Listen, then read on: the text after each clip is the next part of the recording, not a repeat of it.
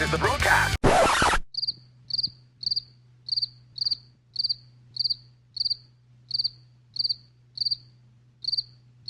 Where is everybody?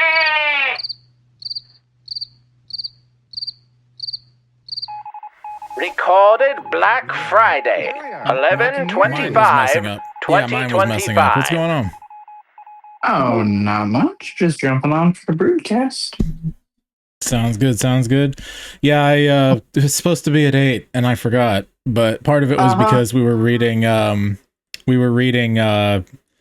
Don Treader when Eustace turns into a dragon. Heck yeah. Okay, that's good. That's a good reason to forget the Broodcast. Were you on at 8? No, I did remember. I remembered it like 6:45 hour difference. So like right before it was going to happen, and figured, okay, we can pack up in 15 minutes and then I'll jump on whenever I get in the car, be a few minutes late. We just finished packing up the car. So I got you. A few minutes late. Well, same here. And no one else was on, so I figure everybody's pretty busy. It seems like everybody's actually able to travel and mostly did travel this year, so I think that's part of the thing. But I have me and Joel, and I doubt you have anything, but do you? I do not have anything. Okay. Yeah, I don't think so. I think I came up with an idea earlier this week, but it was just an idea, so. I gotcha. So, we can talk about whatever until people start showing up if they do. Yesterday was a no-show. First I've had in a while. Not a big deal. I don't care about no-shows. It's less work. I wait for about an hour, and then if nobody's on, I go. But yeah, although sometimes I do a show myself. I did one time so far where I was just like, no, I have a thing I want to do, so I'm going to do a show. I actually saw that. I was actually going through YouTube and it got recommended to me. It was the one where you were talking about like chatting with AI about Calvinist poetry. Yeah, Calvinist poetry. Yeah. What'd you think of it? Did you pick up the Calvinist poetry book from Doug Wilson? Which one was that? I mean, all of Doug's books have been free. Right, I know. I forget the name. I forget the name of that one. It's called Calvinist poetry. It's called Calvinist poetry. Okay, I haven't yet, but I'll pick it up at some point. Yeah, I have a lot of Calvinist poetry from the Worthy as the Lamb collection. I forget who did that one. Oh yeah. But a lot of that is in there, if I remember correctly. Okay. So yeah, but it's good stuff. Like the Puritans are great. Like they're a little, although I have to wonder how one note worship they were. I think there's a lot of stuff that just didn't survive, and the stuff that was kept was the worship stuff, you know. But I don't know. What did you think of that episode though? How I did it and everything? I thought it was okay. I think C.R. Wiley would still very much disagree with the way that you used AI to channel Tolkien. Yeah, totally. I really disagree. Yeah, totally. I only wanted it spoken to. I wanted clarification on what a term was, and so I was like, but I want it with a certain bias. I want it with a Tolkien-y bias. So here you go. Yeah. Right. So that was the reason I did it. It's not something I regularly do, but I don't necessarily think that it's as necromantic as some people think it is, depending on what you're doing. Definitely can be, but I was definitely not framing it that way. Almost.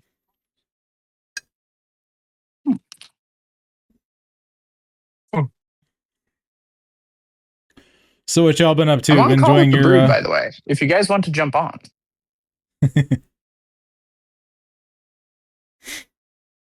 Are you guys in Oklahoma again still, or? Yeah, we're in Oklahoma. We're at the Morgan's house.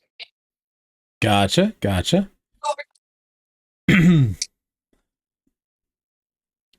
So, how have things been for Thanksgiving?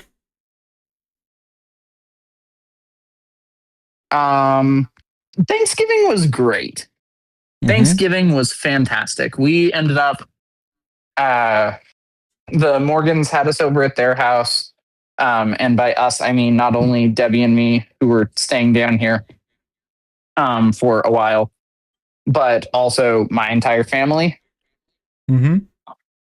So we were able to spend a good amount of time talking, playing games. We played a game called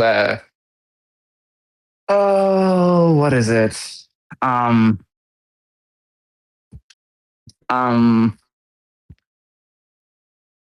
gestures. What is it? Come on.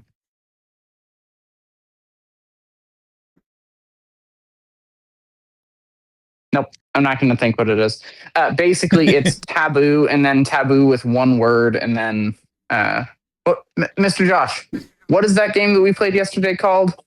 Monikers. Thank you. Monikers. Okay. Monikers. So like you have a bunch of cards that you're trying to get people to guess, but it's a set number of cards, like 50 cards or something like that. And then you have, and they're all cards that people chose to put into the game. So you have to get them to guess that card without saying the word at the top or any part of the word at the top. And then the next round is you're trying to get them to guess those same words, but you can only say one word. And then the third round is just straight up charades. Right. So it's really fun. It's a great little party game. Yeah, sounds fun. How many did you have playing? We had 10 or so playing Monikers yesterday? Yeah, something like that.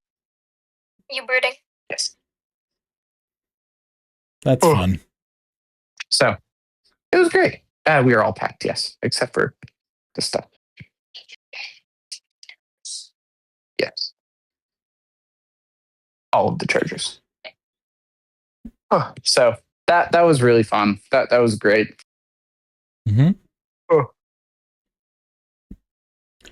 So how was y'all's Thanksgiving? It was good. We just went to the Thomases, had a good time there.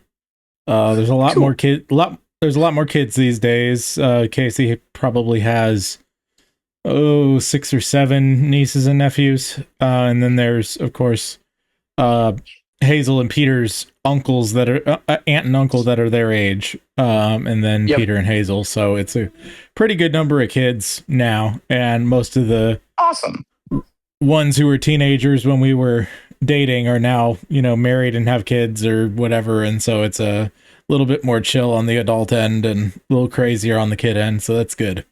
So, but yeah, it was good food, good time, a lot of conversation. They're not much for, sometimes they'll pull out games, but it's usually only like 3 or 4 people who play. And it's usually some of the females. Most of the guys sit around and talk. So that's just kind of the way it ends up.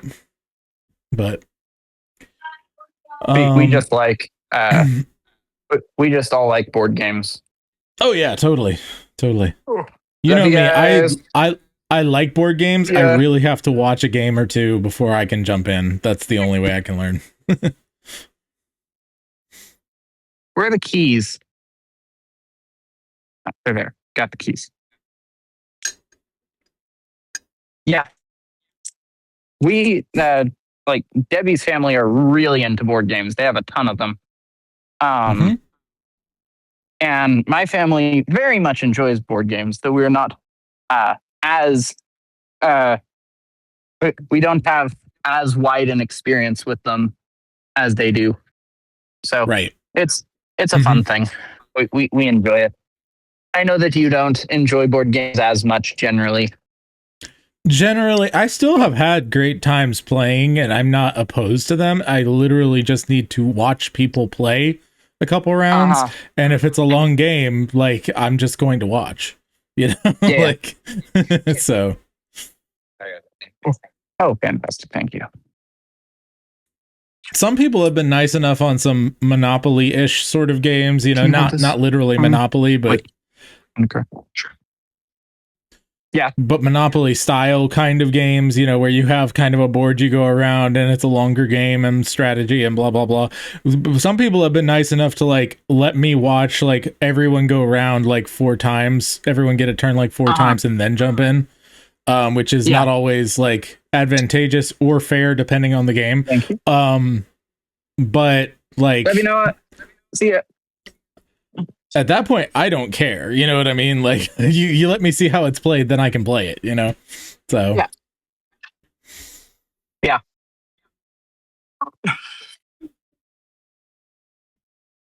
So Low tire pressure. Of course. Yep. Because it's cold. Yep. How cold is it there? I should probably look at that higher and see if it's currently 48 outside. So That's not too bad. it's not super cold, but it's cold enough that my tire that has been losing pressure quickly anyway is losing pressure faster. Mm-hmm. So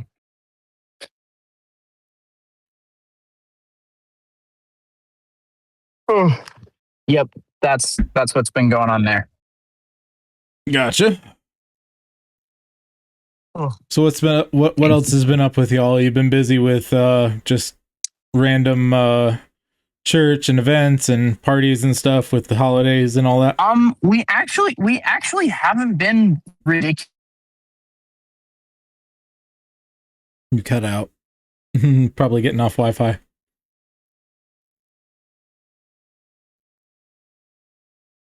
The in-laws or hello.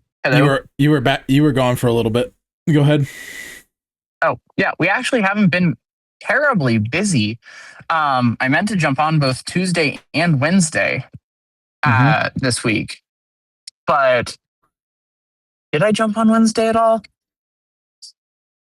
No, I don't think so. Hey, I really meant to jump on both Tuesday and Wednesday this week. Yeah, Wednesday was the no-show for folks, but that's okay. Yeah, I'm here. But ended up talking with the in-laws, or I think one of those days I watched a movie with Debbie. Right. And had just completely forgot about it. So yep. Well, I'm glad people are busy, personally. You know?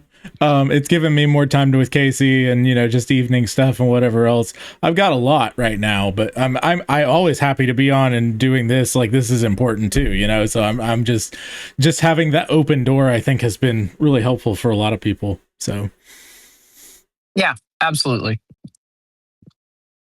But yeah. Do we want to, are we wanting to do Broodcast tonight? Or since I'm the only one on, do we want to try to do a special like review thing for Joel? Because like I'm very bad at giving meaningful critique or advice on particularly his stuff because I just enjoy it. Yeah. Well, as far as that goes, I can read Joel's stuff like that, but it might be better to just hold off till more people are here, either now or another time, and just see what we get from there. Right now, we're just kind of talking. I was figuring we just talk until people show up, and if people don't show up, that's the show, you know. And Sounds I'll just tell Joel. That's yeah. Go. I was just gonna say I'll tell Joel we were busy. People were busy. It was just me and Alex, and Alex just said he wasn't gonna really have much for you because he really likes it. Yep. So, so in that case, do you have anything more on ITR yet?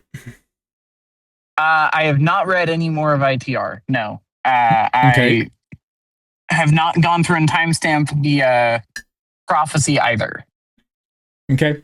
Gotcha. So I will. It's all good. Those are both on my to-do list for tomorrow.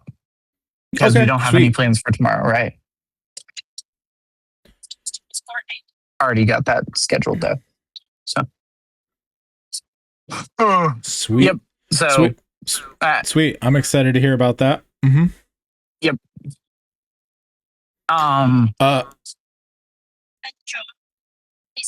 Yeah.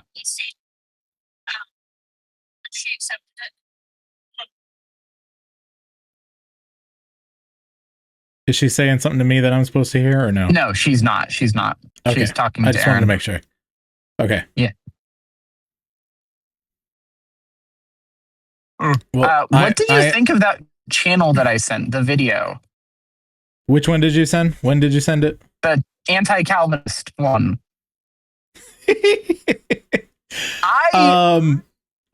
It's hilarious, and I sadly know a lot of people like that. I was so shocked.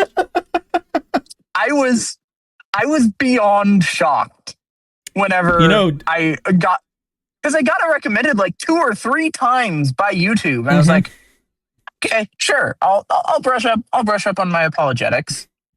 Yeah, your anti-Calvinist rhetoric. Yeah, exactly. And then it was that, and I was like, excuse me?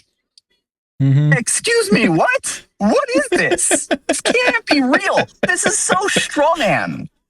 Like, this is a really, really cage stage Calvinist's idea of what anti-Calvinist arguments are like. This is Aaron and Dad's YouTube channel, basically. This is Aaron and whose? Aaron and Daniel's dad's YouTube channel. Oh, yeah, exactly. Yes. And yes, I've dealt with many of them too. It's always a war against determinism with nothing else. What up? It's Brendan. Hello. Hello. Hast thou survived? I believe so, yes. Tree.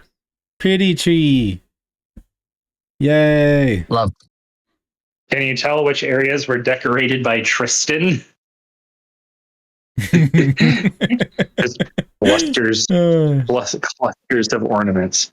Anyway, I wanted to just share that, and I will switch to my computer, like, immediately. Okay, so, sounds good. I will be back in like 20 seconds. Sweet. Guess, Joshua, guess how much we just saw gas for? I have no clue. $2.09. Dag. That's good. Yep. I don't know what ours is right now. I think it's like 240s or something. It's like what? I think ours is like 240s or something right now. 230s or 240s. Yeah. So we've got a bunch of places that are 240. But like this one store in particular always has cheap gas. Or at least has a lot of the time over the last like I don't know, at least 9 months. They've been consistently the cheapest place in the city. So, yep. Oh boy. Was there something besides prophecy and ITR that I sent you that you were looking at? I don't think so. I think Jesse had more because yeah, go ahead. You sent me the like ITR battle plan for the last one. That's like, yeah, all that stuff. Yeah. Golly, that's a lot of people, man. It is like I said, like most of them aren't, but a blip. I get it. I'm not complaining. I'm not saying that you shouldn't. I'm just saying, golly, that's a lot of people, man. I think it's like 64 people in total, something like that. Yeah. So yeah. What was it? I did send the video on Messenger today that I saw on AI prompting. Oh yeah. Did you see that or no? Probably not. I have not watched it yet, but I did see it. Okay. So Just so you know for that something sent through Messenger, I'm doing pretty good on that because I generally don't see that for another like 2 days. Yeah. Right. I just sent it because it was the easy way to send it at the time. All right, there's Brendan. Yeah. What up, bro? I'm here now. The ceiling. Good. How are you? The ceiling is in fact up. That is true. What's been going Are you on? pardon? Well, I got up at 5 a.m. No, I got up at 4 a.m. to be at work by 5 a.m. Which is fun. It's actually not the worst. Yeah. What is bad is I have to close tomorrow, which is not great. But yes, I have to close on Morally Gray Saturday. So it's Morally Gray Saturday. That's great. Friday's Black Friday. Right. Saturday's got to be something. So I'm calling it Morally Gray Saturday. Even though that's not what the Black and Black Friday stands for. Right. Anyway. Unless you're a communist. No. Then Black Friday. I'm not a communist. Oh boy. Do you have stuff to share tonight or no? No. I've been working only on the game stuff. Yeah. And I've got no stories. No one here is interested really in gaming things. I mean, Michael was and Daniel is, but I don't feel like there's enough. Michael helped him out on. Sorry, Michael helped him out a bunch on Tuesday night. Alex on his game and stuff. Very cool. They talked for like a whole hour, and I was just sitting there recording it. Like, someone will like this. Were you recording? I didn't see Craig. I didn't realize. Oh, he hasn't been recording with Craig recently. I haven't been recording with Craig because I need to figure out how to properly convert from 48,000 kilohertz down to 44.1 because when I don't, all my recordings are in 44.1 on OBS, and there's a lot of reasons for that. I don't have a 48 what do you call it? Sound device for my microphone, and so it throws everything out of whack when you try to sync it up, and everything. Even though I do record with Craig on really important things, just in case I feel like I'm gonna drop stuff in OBS, like OBS is gonna have a problem or something, then I'll turn Craig on. But I haven't been lately, so. But yeah, so. Also, I got OBS working way better. I just need more storage. I'm really running low on storage right now. But I'm probably gonna start just Christmas list. I need a hard drive. Yeah. Actually, I could probably just. Well, I was gonna say right now look time like to buy a hard drive. I have hard drives that I could actually cannibalize because they were in my desktop, and I have nothing. There's no, like, I have a new CPU, but I don't have anything else in order to make a new what's it called? New computer. So yeah. So I could probably just go destroy, like delete a large chunk of that and use that hard drive as a because now that I do have a SATA reader, so, or whatever it's called. Yeah. I can read those types of hard drives. So yeah, it might work. Yep. Our mom and dad's gaming computer has I think like 8 or 9 terabytes of storage in hard disk space. Just because they've been able to cannibalize a bunch of old hard drives off of their old computers. Oh. So it definitely works. Yeah. Eventually, I mean, when the main question is what happens when I actually get that new computer built. I mean, right now there's really no room for it, which is one of the reasons why I've been stalling on it. But the other reason is just there have been so many higher priorities in my life. Yeah. So I have probably 5 or 6 computers, to be honest with you, that could be using rebuilds, but there's so many higher priorities.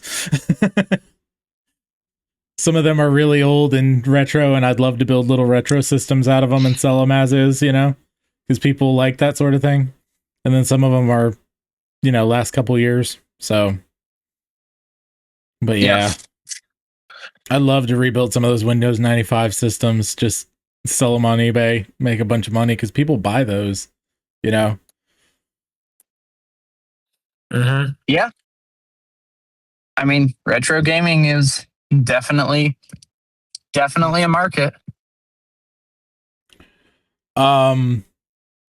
So we have me and Joel at the moment, and Alex and I had decided that unless we get some more folk, we're just going to talk and record and see how things go.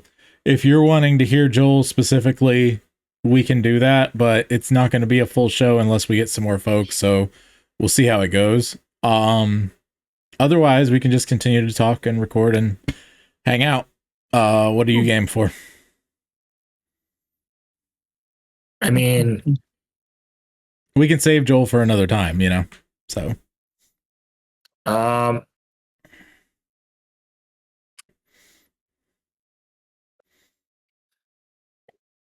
I'm down to just kind of coast and see who turns up. Like if no one else shows up, I can do some I can share what I'm going to call the first 4, even though it's not actually the first 4, but I could share the first 4 factions, because I've been working on the rules. Okay. And there you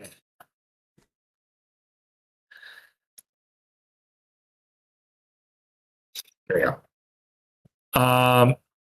I've been working really hard on the rules to make it like.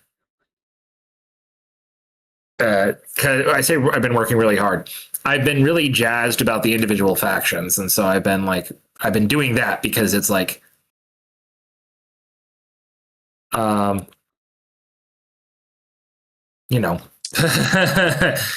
it's been fun. It has been very fun. Is this a different project than the war game that you were working on? It is the exact same 2 years ago. It is the exact same war game. I just actually sat down with some AI and said, all right, if extra credits is to be believed, ideas are cheap. So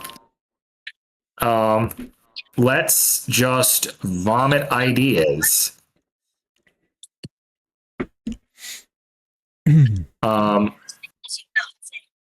So that has been sort of my that's what I've been doing. A lot has changed since that podcast that I never released. Well,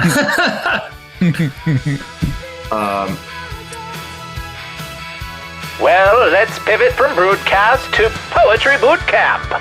In this dispatch, General Joshua David Ling lays out a massive 64-character space battle map and calls upon Brendan Sunshine for some tactical writing reinforcements. Grab your blasters and your plotting boards. It's time to learn how to write a blockbuster action sequence. Wings on the cottage, wings on the wood, wings upon pot and pan. For the hunting of the dragon, that is the life of a man. So, Brendan, I have a question. I think so. Let's see if I match. With the war game style, like a whole bunch of stuff is happening, story wise and troop wise, and all the rest, and all the stuff that you're doing with. How would you feel? Obviously, time permitting, helping me with the problem I'm having right now on my story, which is I have 64 characters in a giant battle and basically just need to follow where each of them go in some broad sense so that I can make the Blockbuster version of it. Essentially make the 8-hour what do you call it? Ken Burns documentary for myself so that I can actually write the Blockbuster Star Wars version of it later on. It's like three or four different locations, space battle stuff. I know you're not as into sci-fi, but you might be able to help me out with like tactics and placement of people, and you can feel free to say no. Dude, I wrote an entire fight scene between two wizards playing the chess game of, okay, if they only have 3 spells, how are they going to one up each other? Like, tactics is my jam. Okay, story time. We went to Williamsburg when I was in 7th or 8th grade. I can't remember which one specifically. When we were at Williamsburg, there was a little presentation that had a map of the Battle of Williamsburg. And the map had lights on them that would light up during a presentation that and the presentation was all about what were the different, like, where would the forces move? So when like Confederate troops moved a certain location, these lights would light up, and then they would move the lights. The lights didn't actually move, but those lights turned off. These lights turned off. Yeah. To simulate the movement. I thought it was the most fascinating and the most awesome thing on the planet. The principal who was sitting next to me fell asleep. Yeah. If that doesn't adequately explain the like me in a nutshell when it comes to these sorts of things, I don't know what does. Makes sense. Well, might as well go ahead and make sure I send you these. I feel like it will probably be better when you have time, and we can do some tonight if you want, but I'm happy to wait. Either way, let me see here. Brendan, mildly toasted beaver. I have not DM'd you in a while. Where are you? Why are you? Okay. Chaotic Sun, that's why. All right. There's that one, and then that should be not make you sign in, although it says sign in. Does that one make you sign in? Let's find out.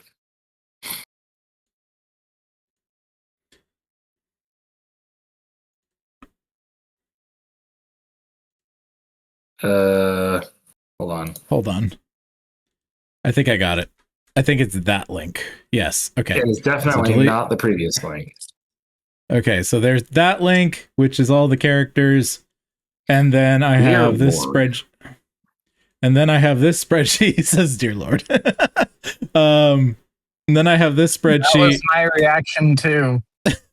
I've been trying to get Jesse and him to catch up on the story so that they can help me figure all this out. The second link is the actual spreadsheet that shows where people go. I have 4 phases, and they're all color coded basically, and it shows where people go in each phase. All the colored ones are when there's a change, basically, right? You could probably read through that and make sense of it. If it makes no sense to you, I can explain it. But basically, I have 3 foot teams, people on foot, on the evil bad guy planet doing various things.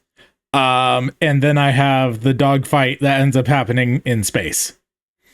And I have to keep track of who dies, who lives, who moves where, There's a not exactly a mutiny, but one particular person who really tries to disobey orders to the point of near mutiny and ends up getting thrown in the brig. There's other stuff all happening during this one big battle. And it's like 64 people, and I'm trying to keep track of everybody. Not everybody has a role, but a lot of them do. A lot of them have their own little mini arcs, which will factor into the broader narrative. And I'm just trying to make sense of it and come up with ideas surrounding these characters and these people and these crews in order to not pad out in any way, because there's no padding in this. It's going to be chock full. But the idea is like, when I'm following a certain character, I know what's going on with that crew at that moment, if they're on the ship or if they're on the planet. You know, basically just try to keep it all straight so that I can write the Blockbuster version of this thing. We're mainly following the crew of the Magnus Canis, which you'll see in the PDF there. I gave everybody pictures so that I could, look at it better and easier. There you go. I sorted them by the largest ship and crew down to the smallest, and then the loners right there. Loners are actually, people who have their own ships. So yeah. Like I said, it's a lot. How do you sort through stuff like this if you ever do stuff like this? So to begin with, okay. The crew, the PDF is a nice reference. I can, now that I figured out what on earth is going on, I can appreciate that. Yeah. The spreadsheet doesn't make much sense to me. I see that red is like, no highlight is phase 1. As the toolbox comes together, default state of each team. And then red is phase 2's first configuration of teams once has selected. Yellow is phase 3 after Amanda has been thrown in the brig and Magnus blah blah blah. We're Not violating. And then green is aftermath of all battle and final placement.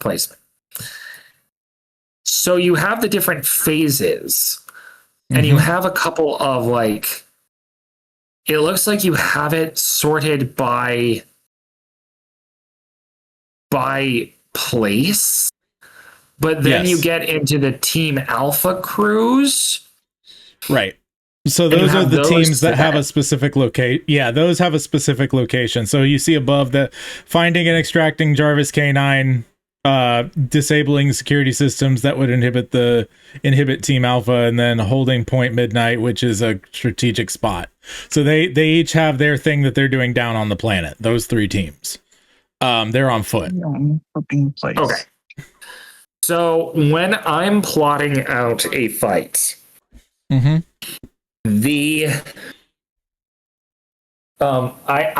have a certain level of instinct that I run off of.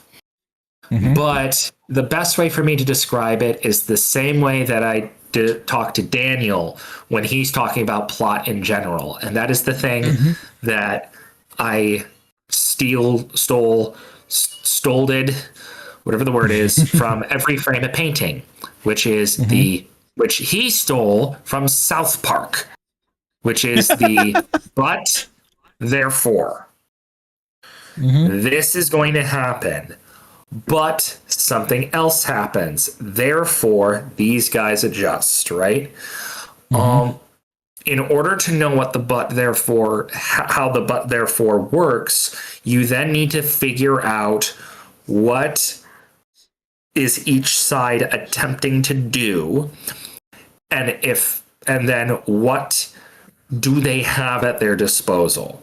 In the case of the Simon versus Inquisitor Black duel, I knew that Simon, both of them were trying to defeat each other. It's a duel. It's a fairly simple, right? It's a very simple, what are we going to do, right?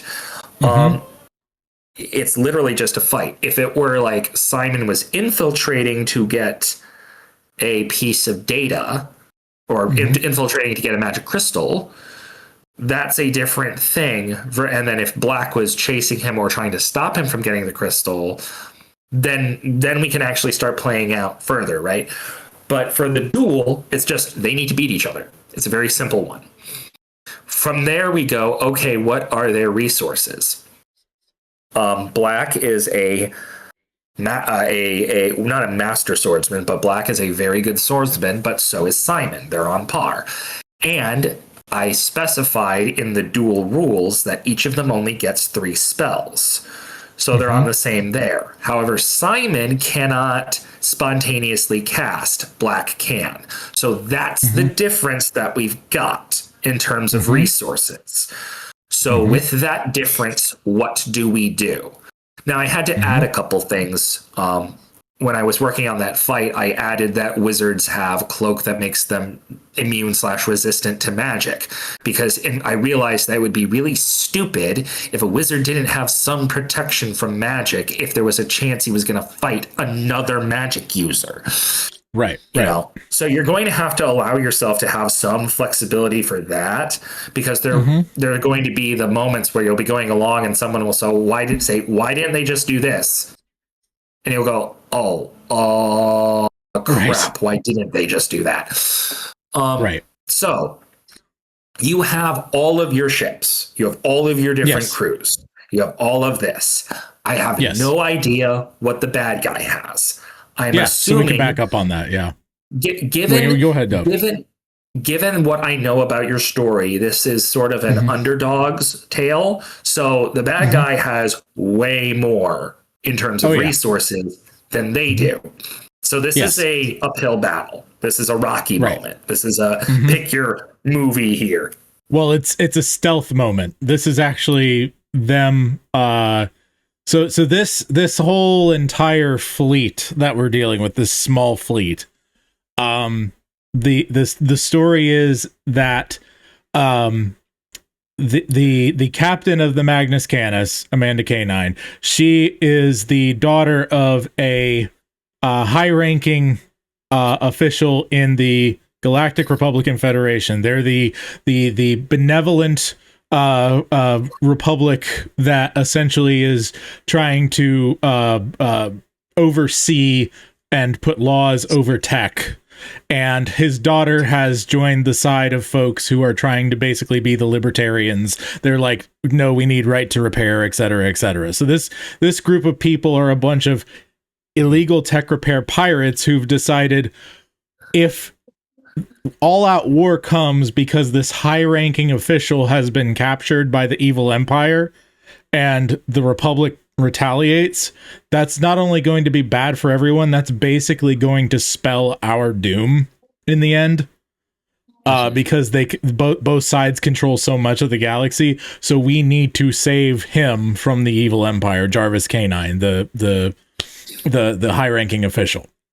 So what they're trying to do, the goal is to cloak as best as they can, both physically and digitally, sneak onto the planet. Team Alpha will extract Jarvis K9, and then the other two teams are doing their job. And they're hoping that the rest of the dogfight people aren't going to have to fight because they'll be cloaked. But of course, but they have to be there to get their people out in case something happens. Then all hell breaks loose, and everyone's kind of just trying to scramble and figure out what to do. So that's basically what we're dealing with this situation. It's an extraction tactically. Yes. Okay, so you know what their goal is. Yes. The villain's goal needs to be something else, obviously. To hold Jarvis K9 for ransom, For ransom? Or to start the war, depending on the situation. Technically, okay, so here's the thing. In this situation, Grieve the Emperor of the evil evil empire kind of thing. He is actually technically has his own private reason, and that is there is a prophecy that his empire will fall. He's actually starting to slowly go crazy because he believes this thing so much. and is so crazy over the top paranoid. He's actually literally going crazy. And he wants Amanda K9's crew to come and try and take Jarvis so he can kidnap the two you'll see in the PDF there, Amanda and Blaze, because he believes those two are the ones who are prophesied to end his reign and end his empire, right? So he has reasons behind that. Those are his real reasons. His on the surface reason to everyone else would be, we captured Jarvis K9. He's a high-ranking official. We hate the Galactic Republican Federation.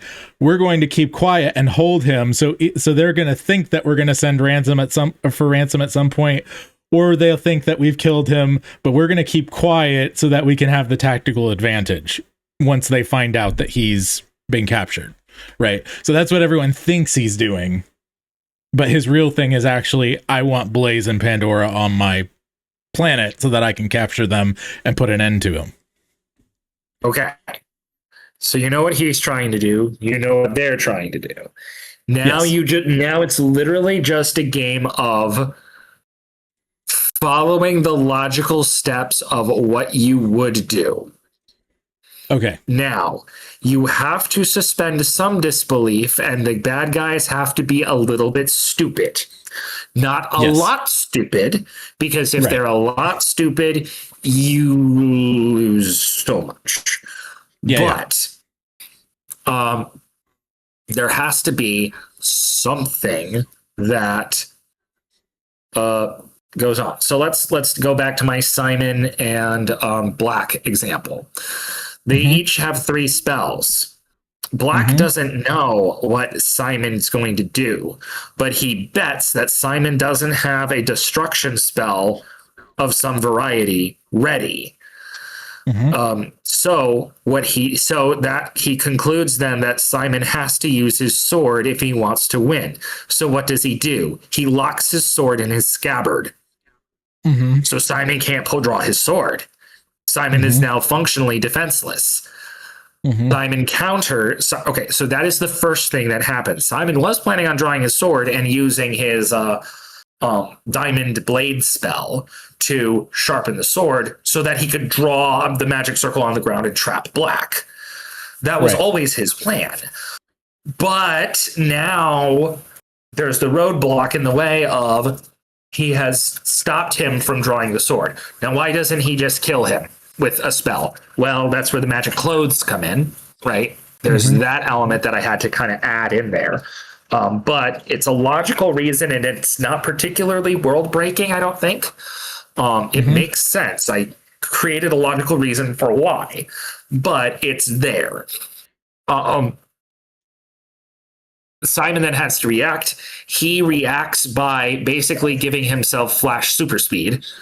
Not that fast, but you get the idea. He enhances his speed so that he can keep away from Black long enough to get his sword off. And then he uses the same spell, but rather than using it on the blade, he just uses it on the metal tip of the scabbard, right? The little thing that's there, and is able to then pull out. He's still able to pull off his plan, but he's down 1 spell because he had 2 spells he knew he had to use, and he had a couple of third options that he didn't want to. Black ends up wasting a spell because he tries to break the sword. Again, Simon is resistant to magic. Simon's equipment, not so much. So he tries to break the sword, but Simon intercepts it with something else, and the spell hits that. Line of effect occurs. That thing shatters. Simon's sword is safe. So Black ends up wasting a spell, but so does Simon in a way. Then Black uses his last thing to basically completely dispel everything off of Simon to get him onto the same playing field as Black, because Black isn't doing self-buff spells. That's all 3 of Black's spells done. Simon does still have a 3rd spell, but Black, because now Black is on the same plane as him, and because Black is a better swordsman and a bigger guy, he just keeps the pressure on and doesn't give Simon room to cast, because he knows Simon can't cast without components and the the circles and stuff. He doesn't think that the circle they're dueling in is the magic circle that Simon's going to use. Right. And so that's how Simon pulls it off. Yes. With your situation, you've got a plan. They have a plan. There's a cloak. Mm-hmm. There is 3 teams. Yes, there are three teams on foot. Those teams are not cloaked. The ships are cloaked, right? So they come in. The ships are cloaked, but you have the 3 teams. But they have to get onto the planet secretly somehow. Yes. So yeah. So the secret getting on the planet is the cloaking, but also they're essentially hacking some things from a distance and then just slowly making their way in. And I have stuff for that. I think where I'm having not a disconnect with what you're saying, but a disconnect from what you're basically like. I think my problem now that I'm looking at it from your perspective a little bit is the fact that Grieve, the leader of this world, the leader of this empire, is totally incomplete, and he needs to be for the story, but there's no one else to replace him. He needs to be obsessed with what I'm calling the throne room scene. It's basically like, similar to like in Star Wars with Luke and Vader and Palpatine, right? That kind of a thing, right? It's not that, but it's a similar kind of like, that's where that story is. That's where that part of the blockbuster, multifaceted finale is going. So like, I don't have a tactical mind on the bad guy side in the narrative currently at all, other than Grieve dealing with Pandora and Blaze. Well, that's the thing. So here's where you can actually have a disconnect. And this actually works in your advantage. From my perspective, the best way you can play this is modify your plan for the good guys a tiny bit and add in one important key for the bad guys. We'll start with the important key because that's what I'm going to forget sooner. The fact that Grieve is so desperate for this to basically make sure that Blaze and Pandora are dealt with, and he feels like he has to do it himself. He doesn't care about the rest of the fleet. He doesn't care about anything else that's going on. He actually doesn't care about Jarvis K9, right? Jarvis K9 is whatever. Yes, he's bait. He's bait. He's not important. If he lives, if he dies, it doesn't really matter. He needs to deal with this. Yes. Meanwhile, all of his generals are like, why do you care about these 2 schmucks? Well, they don't necessarily know. They might not even know. He might be so paranoid he doesn't tell them. And because he doesn't tell them, the generals are like, sir, what should we do? There's this thing happening. And he's just like, figure it out. It's not important to me. And keeps going off and doing whatever. So now you have a disconnect in the enemy leadership. That disconnect is then accidentally leveraged, I'm assuming, because I'm assuming the good guys don't know about this. But it's accidentally leveraged by the good guys with the adjustment, I would say, to your plan. It's not just they hack and cloak in. They make a diversion. Okay. So what I would do, because you've got this is a planet we're talking about, right? Yes. Planets are big. And if you're following the rules of traditional Star Wars warp drive, you can't just warp from one side of the planet to the other. Because as soon as you hit light speed, you escape the planet's velocity, or not the velocity, you escape the planet's gravitational pull and are gone, right? Because you travel just so far, so fast. You also can't travel through the planet because it's solid. You would crash. Yes. So if they create a diversion on this side of the planet, that is a critical piece for the Empire's operation, like say manufacturing, mining, something of actual value. Right. I'm following.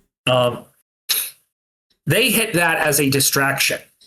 It takes time for the troops to move over. While that, they are slowly entering.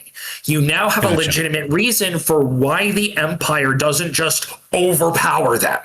Because I'm sorry, I don't care how good a fighter you are, you cannot win 100-1. You get tired, and ships run out of ammo.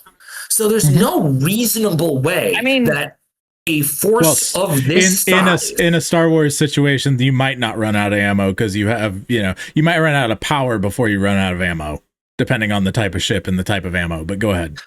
It doesn't matter. The point is you run out of resources before the bad guys do. Yes. Yeah. So at some point you are going to die. Yeah. So you need a reason for why they aren't just straight up overwhelmed. Yes.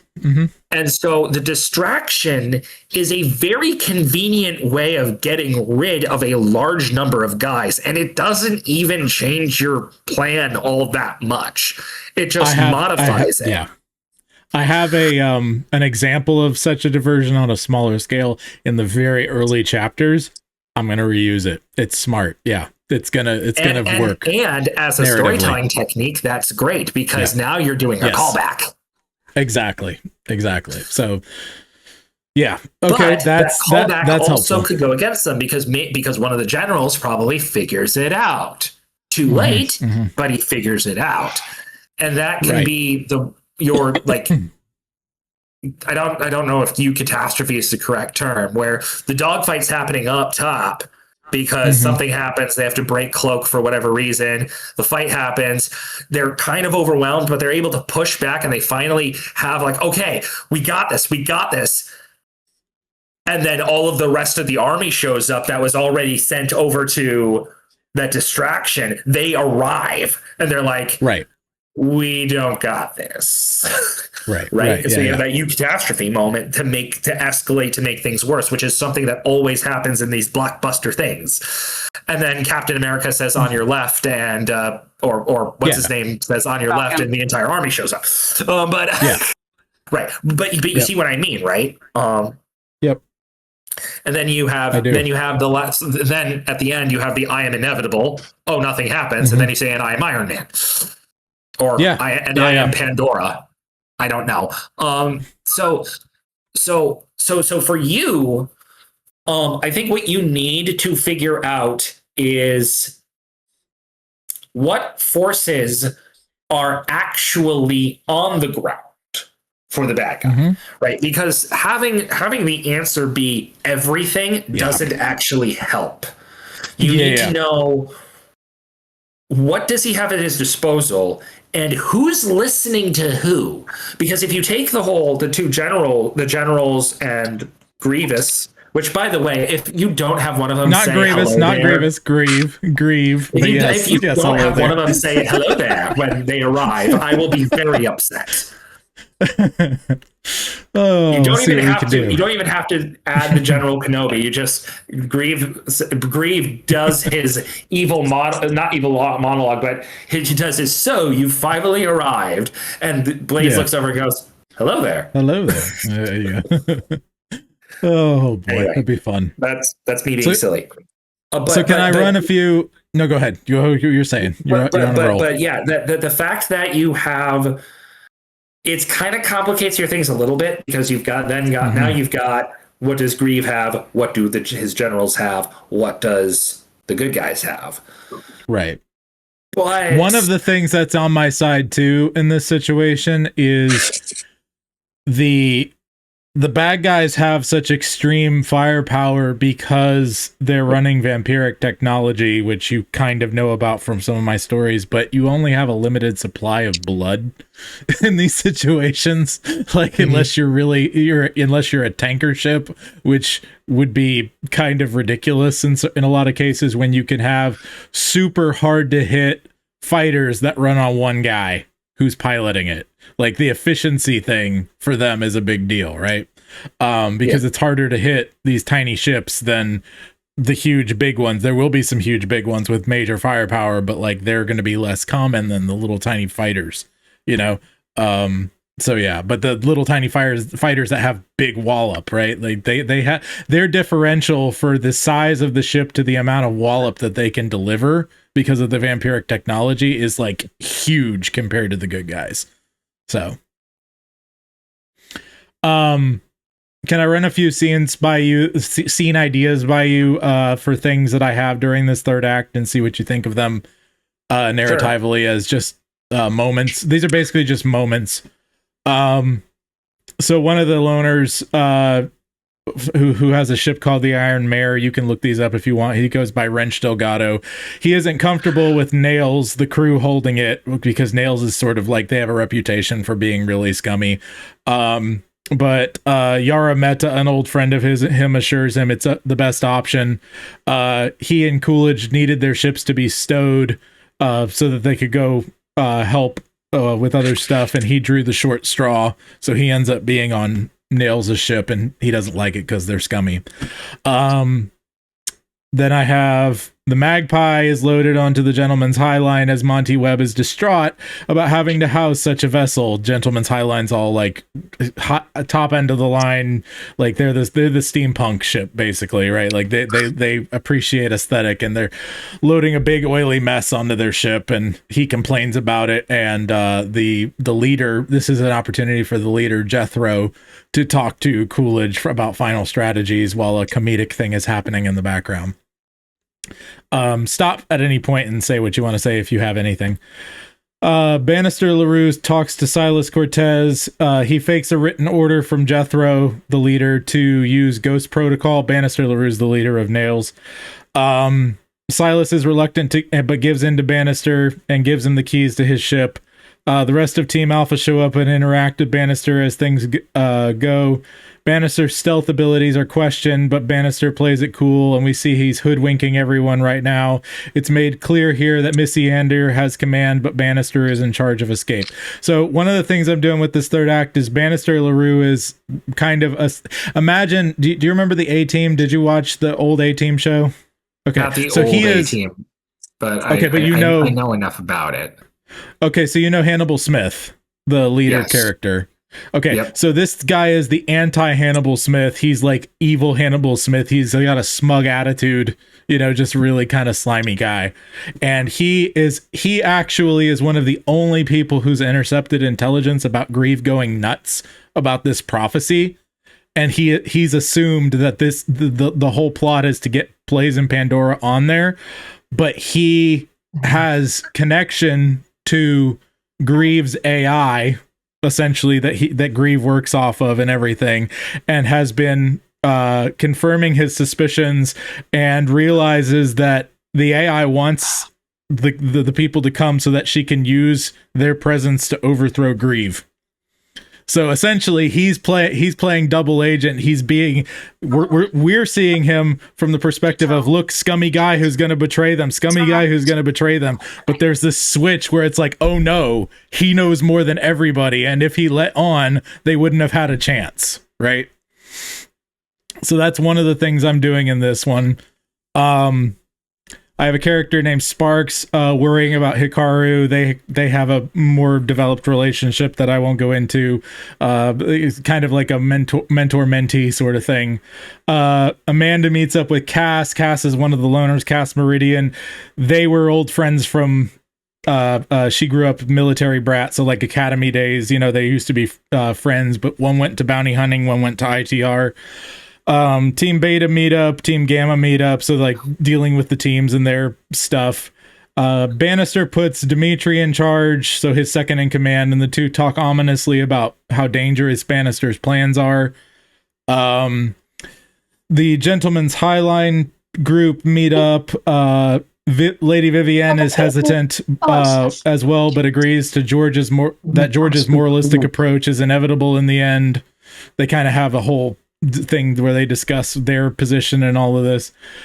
Archibald Pemberton III meets with August Odds. It's clear that they have a strained relationship. So it's a father and son that came together. One of them, the son is one of the loners, and he's kind of off living the high life. So this is the first time they've been back together in some time, but they come together with this meeting. Miss Leander is speaking with Leanna while suiting up. The Tranquility team specifically is basically a group of feminists who are former slaves of various types that came together and basically like watching each other's back. They ended up pulling the straw where most of their high-ranking officials end up having to go into dangerous battle, but they're standing by it, and their fourth in command ends up being the first in command on their vessel. So there's a whole connection with that, right? And so they're basically saying, we may not come back. Here's your deal, you know. So there's a lot going on there. Jeb, Murky, and Kit sitting around the hearth, remembering Tesla, and okay, so that's a whole. This is the older crew. The which one? What was it? Dream Knot. They are the oldest crew. Basically, a husband, wife, and the husband's best friend, and they're basically like having one more toast before this whole thing goes down because they don't know what's going to happen. Then we have Reggie Halifax and Cass Meridian helping Dr. Kenda Osai by adding a weapon system to her ship because she's a doctor. She just she does more chemistry related stuff than anything, and she seems very determined to help, but also white-knuckled and scared. Cass says they could use her back in one of the cruisers, but Kendra seems dead set on being a fighter if needed. Reggie wonders aloud if Kendra has a death wish. That's going to later be fully completed when there's a really, really bad ship that comes in during the dogfight, and it's decimating everybody, and she goes kamikaze and uses the chemicals on her ship to essentially create a huge, massive explosion, and basically turn the tide in the good guys' favor. Let's see. Fatima addresses her team. I think she's in charge of Team Beta. They're all respectful. Fingers is one of the nails guys. He asks if she's up for it. Silas and Hikaru intimidate the others into backing her up. And then basically another one for Team Gamma, just kind of getting everyone together. But yeah, those are just some basic ideas. I have more in the actual battle too. But those are sort of the main things that I've come up with. Team Gamma's arc will be holding a passage. We've got this medic character, James, who's been a main character throughout this whole thing. He's part of the Magnus Canis crew, and essentially he's a medic who at various points in his life has had to deal with guilt issues of losing people because he had to run because he was doing something illegal. And now he's basically like losing almost everybody on his team, but in the end he ends up saving one. And then Team Beta is lost without a ship. Their escape has been cut off, and he's able to save two more. And he's basically like praying, let me save one, just one. Let me save just one. And he ends up saving three. So that he saves one from his team, and he's like, thank you, Lord. And there's two more that need help from Team Beta to get off world. So basically that's kind of all these little, I have all these little moments, and I'm trying to bring them together. And the tactics thing, by expanding the bad guys a little bit more and expanding what's happening under Grieve, I think is really going to help me. That's actually really, really helpful. I think that's the missing piece to where I wasn't able to put all these things together in a tactical way. But I think I have enough narrative that I can stitch all the tactics together once I have Grieve's or the Grievian side of things, if that makes sense. So another thing I would say, those are all good scenes. You're very character driven. Mm-hmm. Yes. One thing I would say is don't be afraid to, when you're plotting out, put in highlight points, put in things you really want to have happen, and then go, okay, how do I get to here? Do I need that? Right. Yeah. No, okay. That makes sense. Do I need it? How do I get to here? Because Got it. if you ask, do I need it? The answer is no. Well, yeah. You can always justify why you don't need something. Right. Ask, how do I get here? Yeah. If you can create a compelling and dramatic reason that does not make everyone look idiotic, Right. then you're golden, right? And that doesn't break the world, right? You also have to not break the world because speed skipping, what's that?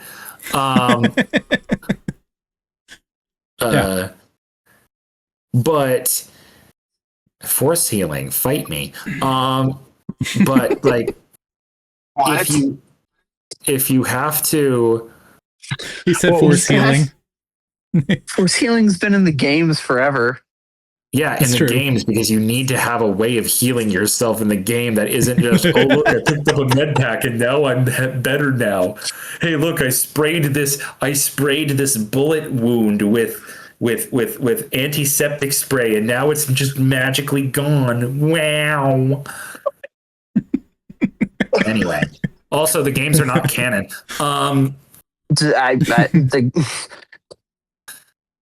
According to Disney Star Wars, the games are not canon.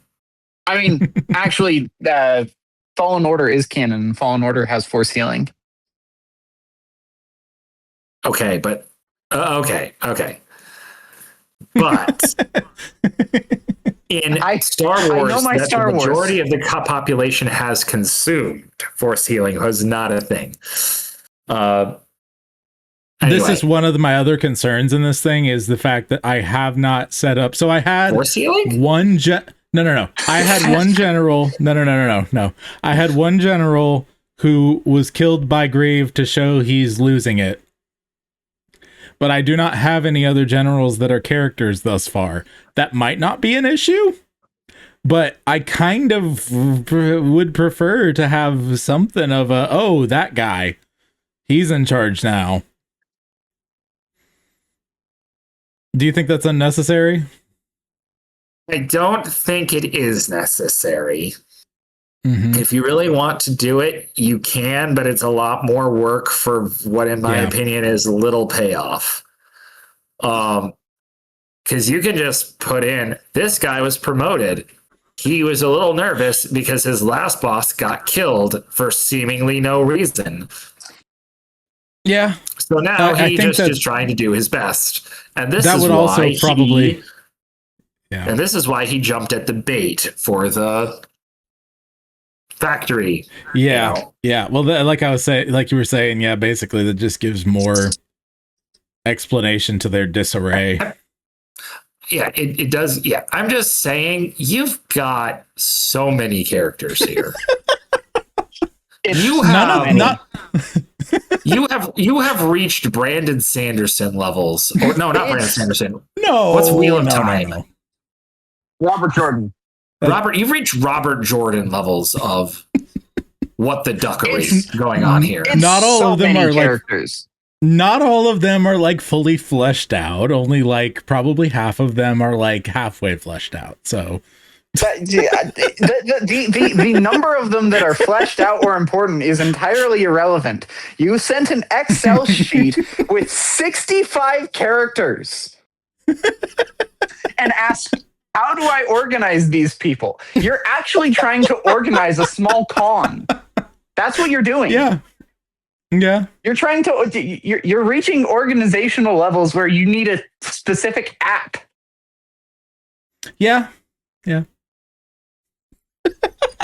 You it's not just you need an app. You need like, oh my gosh. Anyway, a psychiatrist. I mean that too, but that's a different issue. Love you, Joshua. I need to be studied. Anyway, I need to be studied for science. For science, you monster. You monster. Thanks for the help, though. That really did put some things in perspective for me tactically that I really needed to address. Yeah, I like having fun with fight scenes because, like, one of the things that actually Corridor Digital talked about in one of their videos a long time ago, was when doing a good action scene takes the environment into account. There are some, you can have great action scenes that do not involve the environment really at all. Right. But all of the most memorable, like Jackie Chan fight scenes involve A chair or a ladder.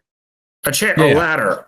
But the ladder he's on the second level when that happens, or a spiral stair where he knocks a guy down the railing and it just spins around the thing going down. Or, it's all of these, it's the environment, right? And while you don't necessarily, I'm not saying this to add another level to your environment. I'm saying this to illustrate a point. That clicked to me that combat is not in isolation ever. Right. It's if you have two dudes fighting, there is a reason they are fighting.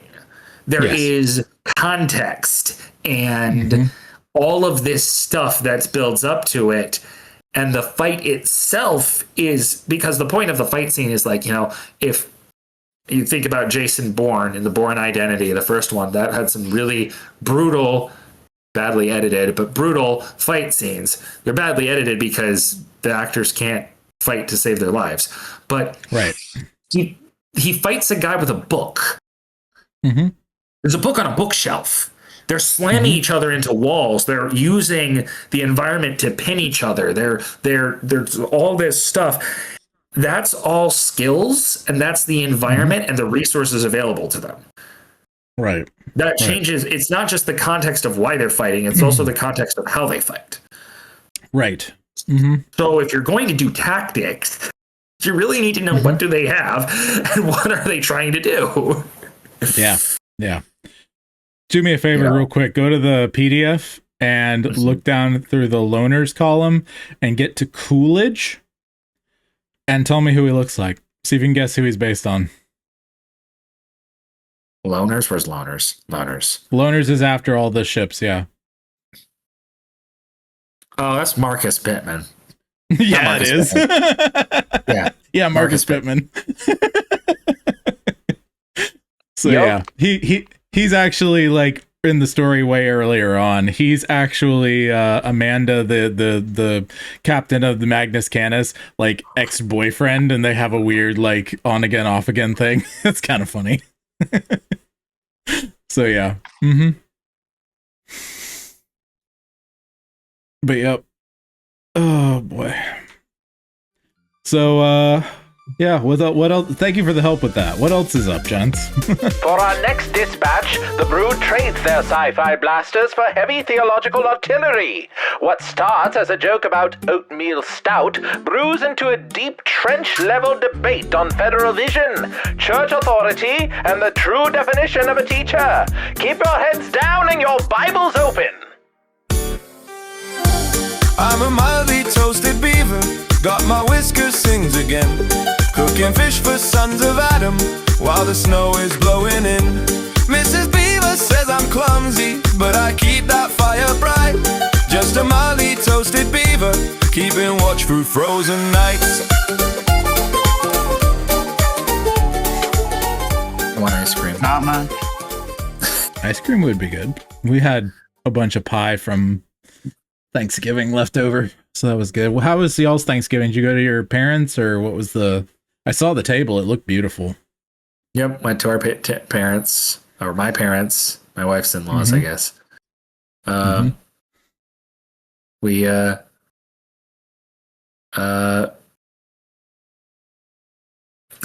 went to the parents.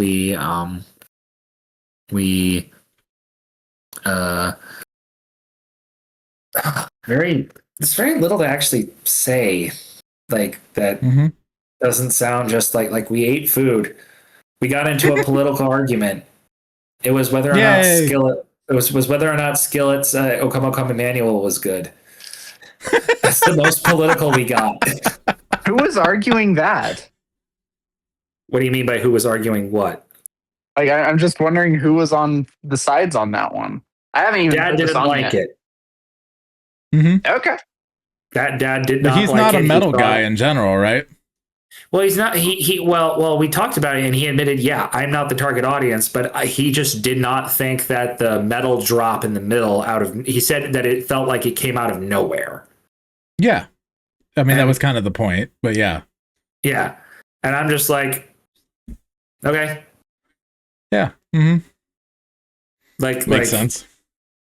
You know, and I posted my line of, right, but you are at, like, the point of metal is intensity. It's not noise, it's intensity. Yeah. And so I can't think of anything more intense than petitioning the God of all creation to come. Yeah. You know? Yeah. And he's like, okay, I see that, but I don't think it worked. I'm like, that's fine. Yeah. That was what it boiled down to. It was like, okay, your taste is different than mine. Yep. That's why I joked that, like, we got into a political argument at Thanksgiving. It was is O Come O Come Emmanuel by Skillet good. Like, there was there was a woman who was interviewing Skillet afterward, and it was kind of funny. She was asking them tongue-in-cheek questions like, so when did exactly you sell your soul to Satan? He's like, I did? When did that happen? It was so funny. It's great. I didn't know. Dad actually really likes John Cooper. He's just like, Yeah. I just don't think it worked this time. And I'm like, not John Cooper, like his music, but he likes John Cooper, who he is, the fact that he's so orthodox, all this stuff. He's like, I just don't like his music. I don't think it's good. I'm like, whatever. Does he not like Skillet in general? He doesn't listen. Okay. I need you to look up a group called Baltimore Consort. Oh, I know them. Okay. Yeah. Yeah. That's what Dad listens to. They're fantastic. Baltimore Consort is amazing. I'm not saying they're not. Right. Dad does not listen to metal. All of the metal albums and the metal musicians he's supported, he's done so for reasons other than their music, and he gives me the CDs because he's like, I'm not going to listen to this ever. I'm like, the closest to metal he gets is Kemper Crab. Yeah. Unironically, yes. Or Phil Kagi on occasion. On occasion, Phil Kagi, but we don't even have that many Phil Kagi CDs. Right. Phil Kagi is amazing. Thanks Phil to Kagi, Joshua, I have a lot. Dad of loves Phil Kagi. CDs. He saw Phil Kagi live. I actually sang with Phil Kagi once. But that Oh was an my issue. goodness! What? Yeah. I knew this. So at my church, your organist was like world class, right? yes, my organist was the artist in residence at the Bushnell, and he was considered by many organists to be the best accompaniment organist in the country, if not the world. Mm-hmm. He founded the Albert Schweitzer Organ Festival, that is one of the only ones of its kind that played out of our church. Mm-hmm. And I've sung with Dave Brubeck, I sung with Michael Card, and I sung with Phil Kagi. Michael Card and Phil Kagi were in the same concert. Oh, wow. Yep. My dad was the biggest Phil Kagi fan, as Alex can attest to, because he actually, when I was financially unstable, he actually came. Hey, what's up, Carrie? And What's up? he ended up buying a bunch of my Phil Kagi CDs that my dad had over the years, and so he has a huge Phil Kagi collection now. So Carrie killed a raccoon on the last time we were here. Oh yeah, it did. Heck yeah. Did Jesse successfully skin it and make a cap out of it, or was there gland stuff everywhere? No, he skinned it. He didn't make a cap out of it. He just skinned it. It took him about the same amount of time it took me to skin the sheep we were slaughtering as well. Nice. But yeah. So the raccoon make it in the gumbo? No, it did not. It was an older raccoon. That's definitely not one. Yeah. I want to put in a gumbo. I want to slow cook them and make basically slow cook them in a crock pot. And when I do that, I'm gonna debone it and basically make like little almost brisket like burgers with them. Brendan is just like, wait, you can eat raccoon? Anyway, I'm like, yes. Yeah. All right. Well, I was just popping in to say hello real quick. Hello. I'll talk to Good you to hear later. from you, Carrie. All Love right, it. You as man. well. Good All to right. hear from you. Later. You have a good night. Yes. And just like if that, you- he is gone. If you get rid of the glands, the raccoons are edible, and from what I hear, fairly delicious if you dress them right and cook them right. So I haven't had it, but I have known people who have done that with certain ones. The thing is, you don't want to really do them in the city areas. They have to be really rural because otherwise their diets can get contaminated and you can get all kinds of stuff. So Yeah. but yep. What? City life destroying ecosystems? When has that ever happened? Oh no. Anyway. Oh man. I grabbed a bunch of books from Nana and Papa's house that I never got moved over here. And so now I'm trying to find places on the shelves for all of them. Mm-hmm. So. I gotcha. That's what I'm doing right now. I like organizing books. Organizing books is wonderful. It is a relaxing activity for sure. Organizing books is great. It would be nice if I had read the books that I organized, but you know. I'm trying to think. I've read at least 40% of the books that are on the shelf. Oh, that's good. Right, but you just got a bunch of them, so. What? But didn't you just get a bunch of them? No. Like from your. I picked up a bunch of them that I had left down there. Oh. Yeah. Oh, well. But page a day. Hans Christian Andersen. That's what I'm on right now. So complete works on, well, not complete works, but a very large chunk of Hans Christian Andersen. One of the books that I got is a set. It's a 6-volume set of Clark's commentaries. Anybody have any clue who Gordon Clark is? Gordon Clark, right? Adam Clark. Adam Clark. Okay, I don't know him. I know nothing, John Stone. So I have no clue. Like, I have no clue who he is, but it's like a big set of commentaries. It's actually bigger than my Matthew Henry set. Now I'm looking it up. Who is this Did I tell guy? you how much I got my Matthew Henry set for? How much did you get your Matthew Henry set for? All 6 volumes, $15. Nice. That's good. Yeah. It makes sense though, because they were really, really popular, and now like commentaries in general are not, unless they're new. Yep. Which is dumb.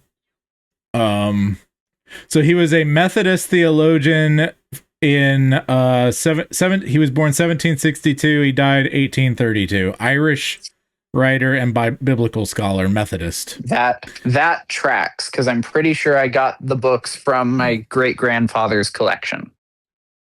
Gotcha. He was a supporter of abolitionism, theological views. He was he reinforced the teachings of John Wesley. So he's basically just your basic John Wesleyan. Perhaps his most controversial position regarded the eternal sonship of Jesus. Clark did not believe it biblically faithful to affirm this doctrine, maintaining that prior to the incarnation, Jesus was unoriginated, quote unquote. Otherwise, according to Clark, he would be subordinate to God and therefore not fully divine. This was important to Clark because he felt that Jesus's divinity was crucial to understanding the atonement. So, a bit in the weeds there, but yeah, minor heresy. Yeah. Only minor. Exactly. So, oh boy, especially amongst Methodists, they started getting weird pretty quickly. So yeah, I mean, I didn't know for the longest time that Pentecostalism came out of Methodism, and then as soon as I heard that, I was like, Oh, that makes all of the sense. Oh, all Those the two are sense of the so world. obviously related. Yeah. Mm-hmm. How did I not see that before? Mm-hmm. Mm-hmm. Yep. I also have The Case for Christian Nationalism by Stephen Wolfe that I still have not been able to break page like 15 on. It's so badly written. It's so badly written. It is. It is.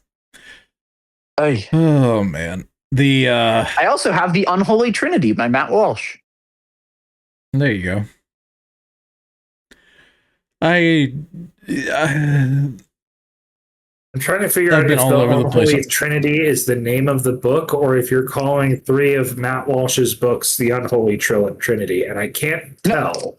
The name of the book is The Unholy Trinity, Blocking the Left's Assault on Life, Marriage, and Gender. It's actually an excellent book. I'm sure it is. Unholy Trinity, it's not my favorite of his books, though. My favorite of his books is the one that he did on the church, where he basically just lambasts the church's impotence in culture for like 180 pages. Like that was a great book. I need to think about, like, I have some things that I've been like considering writing that I haven't written because I'm like, I'm not sure I really want to stir this particular pot. Don't get me wrong, there are plenty of pots I don't mind stirring. I'm not sure I want to do all these. We can stop the recording and talk about it. Because that'd be fun. I've been given a hard I need to get off at 10 by Debbie. So I have a little bit under an hour. Gotcha. I still need to have my ice cream. Also, it is in fact. And you've been up really late. Yeah. 10 o'clock here. Well, I got home. I got to work at 5 a.m. I worked until 2 p.m. So longer than normal shift. It took me about an hour to get home because I had to stop to get milk and apple juice for the little one. And then I got home, I walked in, and I crashed until 4:30. So I am not nearly as bad as I reasonably should be. Gotcha. I also have all three of my Easton Press books under the same house or under the same roof for the first time ever. For the first time in forever. Yeah.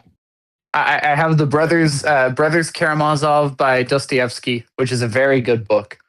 The Federalist by Hamilton Jane Madison, and The Republic by Plato.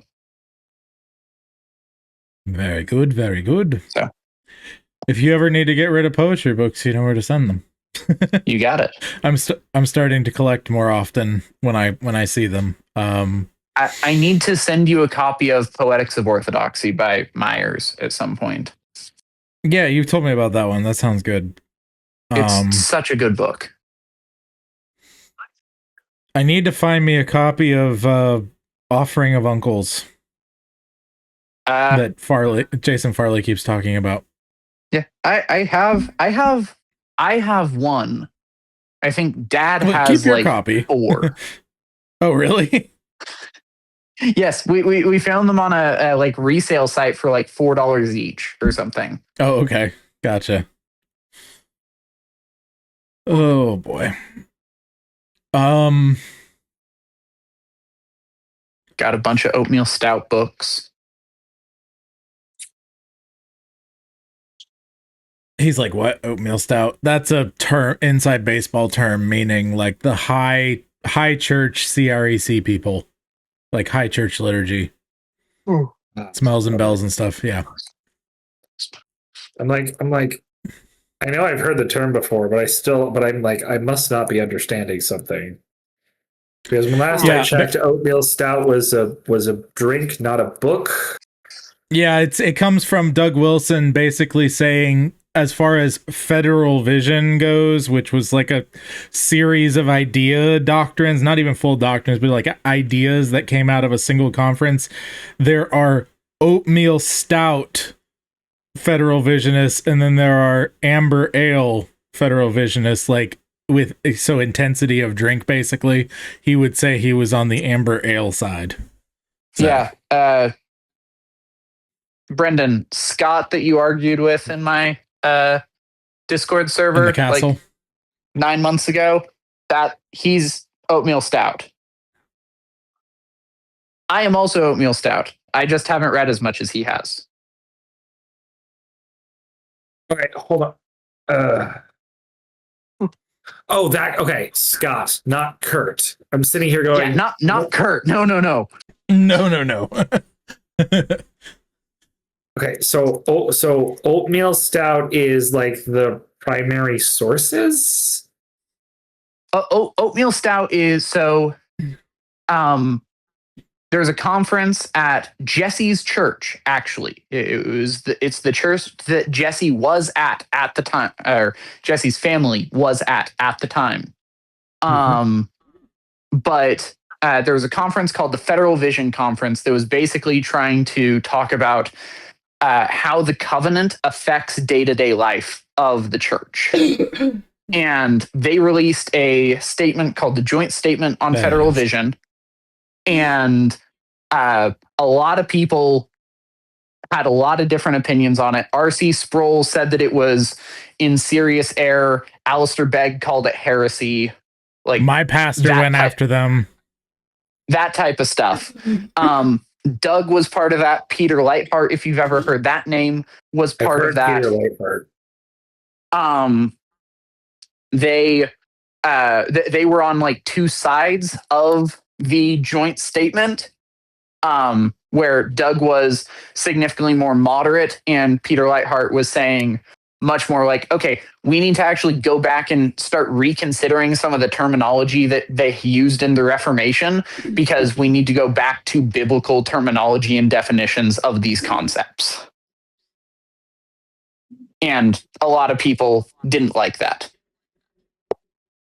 So a lot of people didn't like the concept of going back to the Bible for the terms that Christians are supposed to use.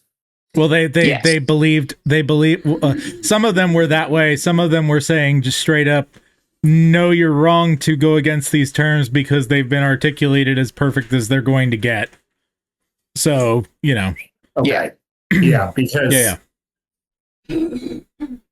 yeah, I remember when I was going to guys like actually this is not how that. I'm like, bro, you're not like you're not even listening to what I'm saying. One, two,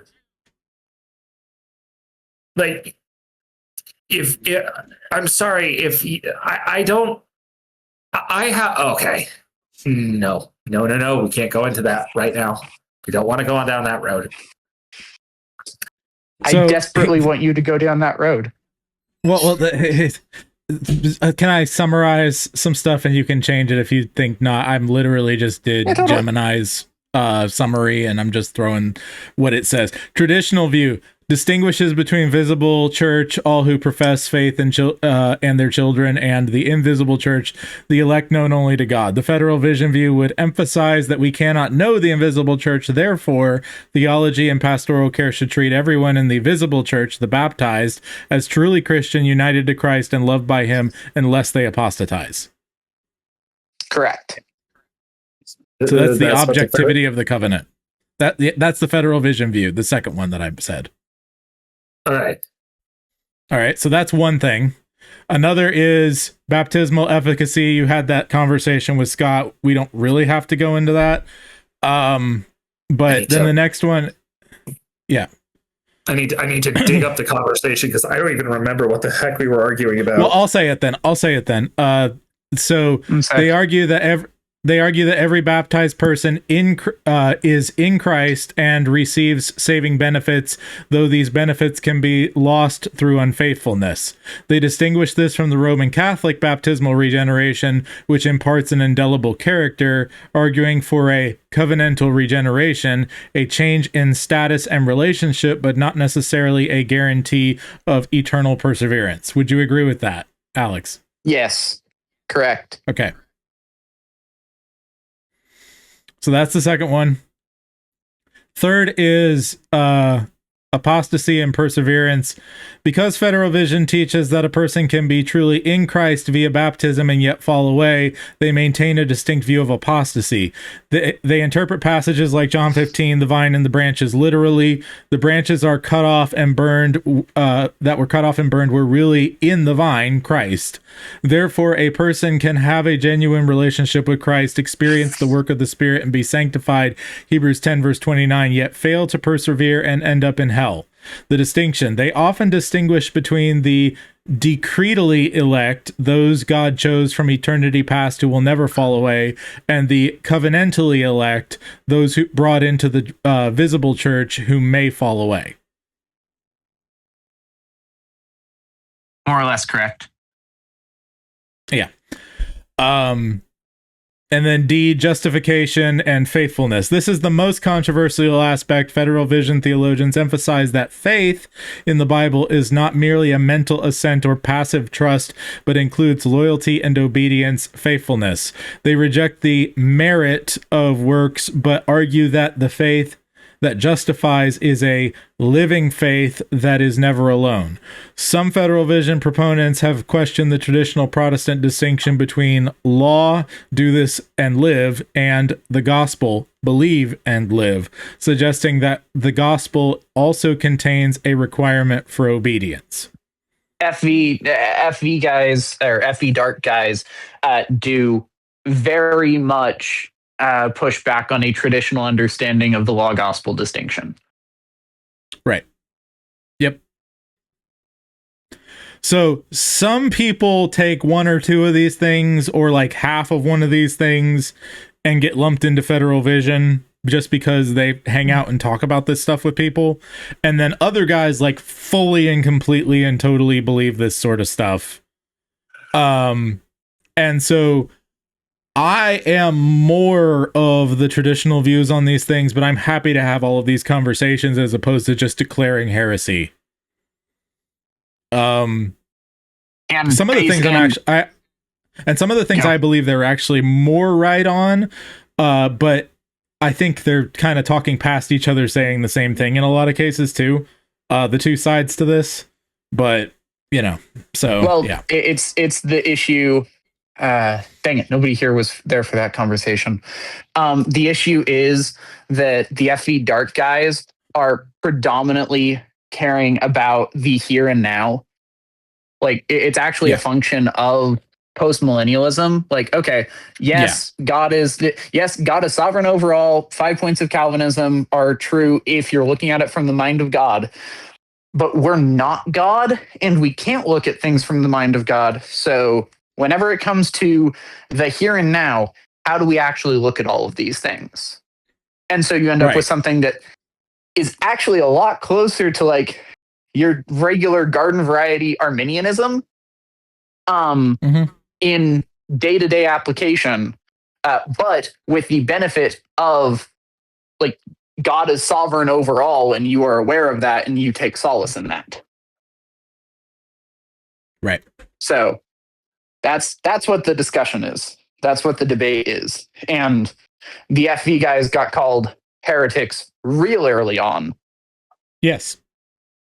Yeah. Is that temperature? Yeah, I feel the same way. I feel the same way, Brendan. I'm trying to remember what the heck I was arguing, and what the heck was he arguing? Oh gosh, he's arguing that like Christians can lose their faith. Like you can lose salvation. In the here and now. The thing that you Scott can truly doesn't do very well. You can truly be saved, Like you can be in, to use a Catholic term, a state of grace. Like you can be in the flock and you can leave the flock. That's what he's arguing. So yeah. Go ahead. And the thing that he was trying to shut me down on was when I said, well, there's this verse that says, depart from me, I never knew you. And he said, that is explicitly talking specifically about the Pharisees, the false teachers. And I'm like, no. Yes, the context of the passage pertains and revolves around that. But if we are to think that that's going to be limited just to false teachers, you're sorely mistaken. So to speak on his behalf a little bit, Debbie just gasped. To speak on his behalf a little bit, he wouldn't, on the ground, he wouldn't disagree with you on this. Like, there will be people who have professed the name of Christ, who will be cast into judgment at the final day.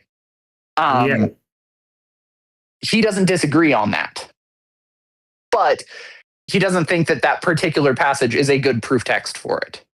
And because he's very, very, very literate in the Bible, that's what he was calling you on.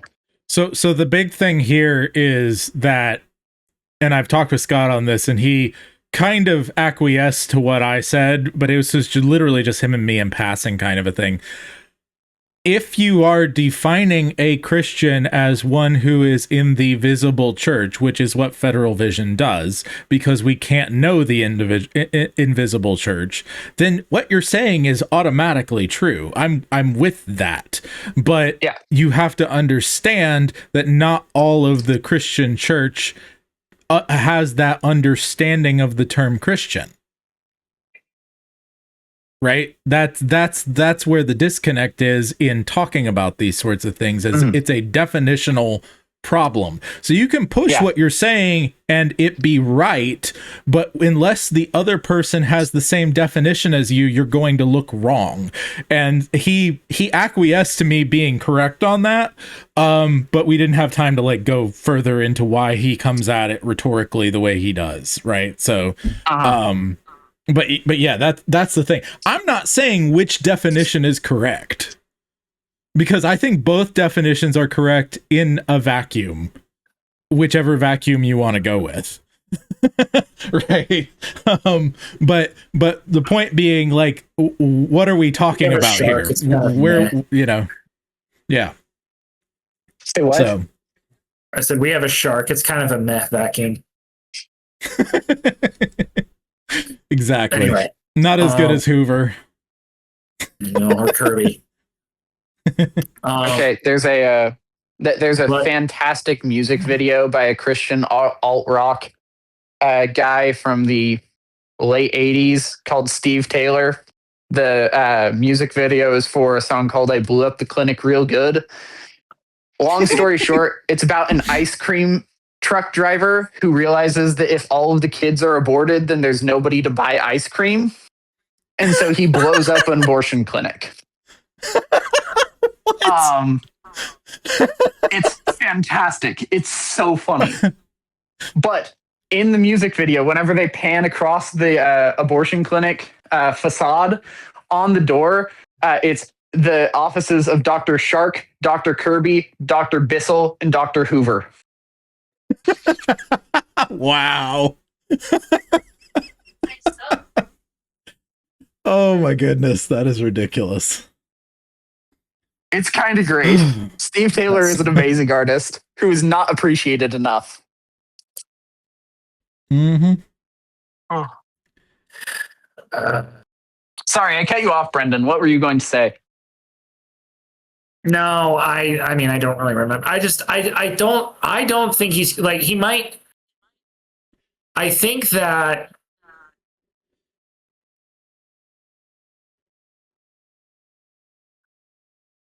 how heretical do I want to be today?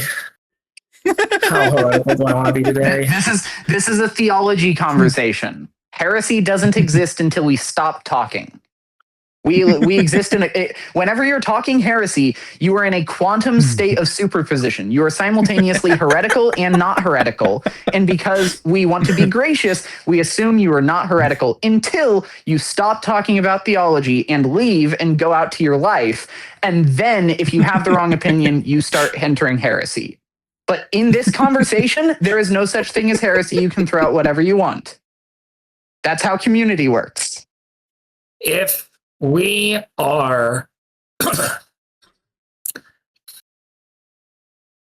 the people who decry the Pope because he is not the true, like because he is not actually apostolic succession, have no business saying that passages belong to false teachers because everyone is a teacher. Okay. I'm following. Now it's not just Pope. Okay, so now let's actually tease out rights, right? Obviously, that's kind of straw manning the apostolic succession, not Pope argument, right? There's a lot more going on than just, apostolic succession isn't actually a thing, because as evidenced by the fact that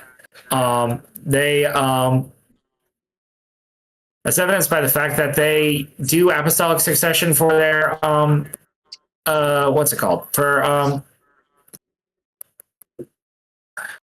the thing that the pastors, they view apostolic succession as like pastors being a part of the apostolic succession, right? They don't believe that they are apostles, but because they are the teachers of the word, they are participating in the apostolic succession in a way, right? It's not exactly that. I mean, butchering the words, but apostolic succession is by doctrine rather than by direct succession. This is basically the Protestant idea. Yes. So if that's the case, everyone's a teacher. Not necessarily with authority, but yes. Why? Wait. Well, hold on. Where's the authority coming from? Because if they're not, if it's by doctrine, right, which is of the mind, if it is of teaching, right, then anyone who teaches rightly is a right teacher. So in this regard, I'm not arguing for either side of this. I'm not arguing for either side of this, Brent. I'm just saying there are two views on this in the Protestant spheres. One view is everyone's a teacher, like you said. And then the other one is basically that right doctrine and circumstance of providence lead to election to office, the laying on of hands. Then you have an authority from God because it's you holding the office, right, with right doctrine. The right doctrine is where you get your authority from, right? But unless you are in that office, you are not laid with the responsibility to shepherd the flock. You do have the responsibility to spread the gospel in the general sense, but not in the specific sense of bringing the worship every Sunday and counseling people and doing all of those very specific things that are a public witness from the church directly. Okay, so those are kind of the two views. So if view A, then I'd say 100% yes. View B might quibble with you a little bit. Like I said, I'm not arguing for either position here. I'm just letting you know those are the two separate views on this. So yeah. Correct. But again, you can't, I would argue with view B that you cannot have your cake and eat it too. Okay. Right? Because yes, you have right doctrine and providence. I get if you're saying providence is is just the thing, the circumstances, the God doing whatever God does to make you to bring you to the office. To bring you to the office, then fine. except that's never in the practical sphere how we handle you having the office. The majority of Presbyterians view, which is, I'm assuming, what Scott is.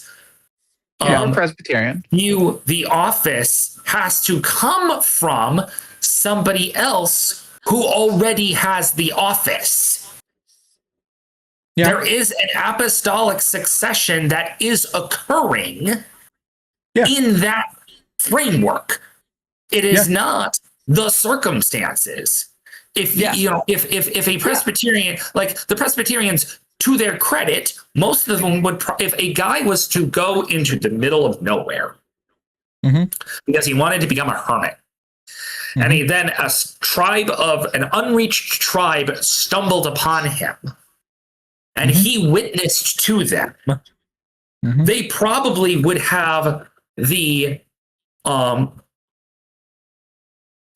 most Presbyterians that I would run to, or at least the pastors that I have spoken with, would go, yeah, okay, you are an evangelist at that point. Now, we would really like to train you so that you can, actually, so that you can, so that, we're, because we want to make sure you're doing it right.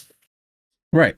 Because, we have control over what happens in the hearts of the people that we talk to, obviously. Right. Right, I understand what you're saying. God thing. We have to be this is where, absolutely correct. Right, and this is where I agree. I agree with you that there are many more than most Presbyterians are willing to admit situations. Doug Wilson is one of them, because he was never ordained in the apostolic way, right? The point being that, like, there are many of these Paul cases, because Paul was a situation where it's like, wait, you're an apostle because you saw Jesus, but we didn't see you see Jesus. What are we going to do about it? That was like a big thing that that is kind of glossed over in scripture, but it was a big deal. I think we can infer very clearly that was a big deal, that they had to figure that one out. And so there are more Pauls than Presbyterians are comfortable with, but that doesn't, but the priesthood of all believers, which is absolutely a thing, does not necessitate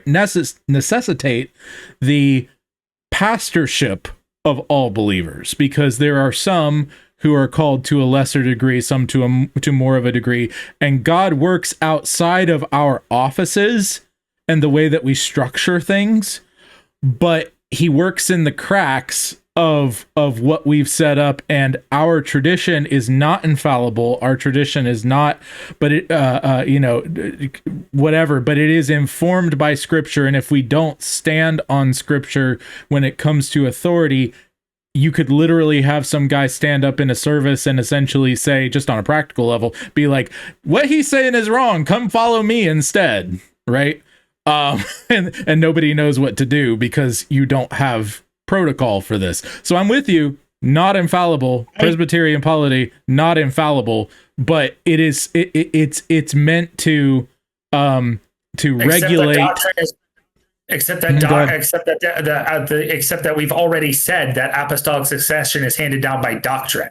If he's saying not handed down by doctrine, it is legitimized by doctrine. Legitimized by doctrine. If the guy's saying, "Come follow me," this guy's completely wrong. Absolutely, his doctrine is garbage.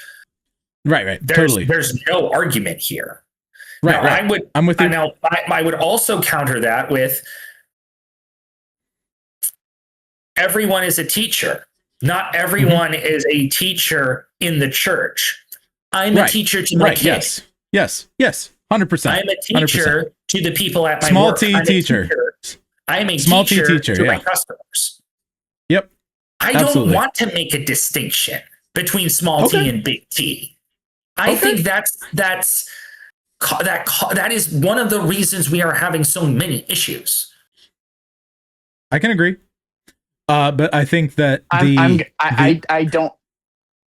would love to hear some more on that. Like, why do you think that the distinction between small T and big T teacher is one of the causes for our many issues?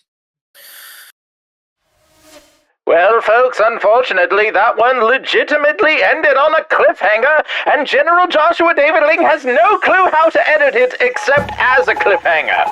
So, you too can be a part of the brood of writers and poets at war. Just visit joshuadavidling.com/discord to join. If you're a true poetry patriot, you can support us on Substack and Patreon and get the recordings of all of our encouraging and strategic meetings, along with much more. Once again, all links can be found at joshuadavidling.com. Over and out. God of song said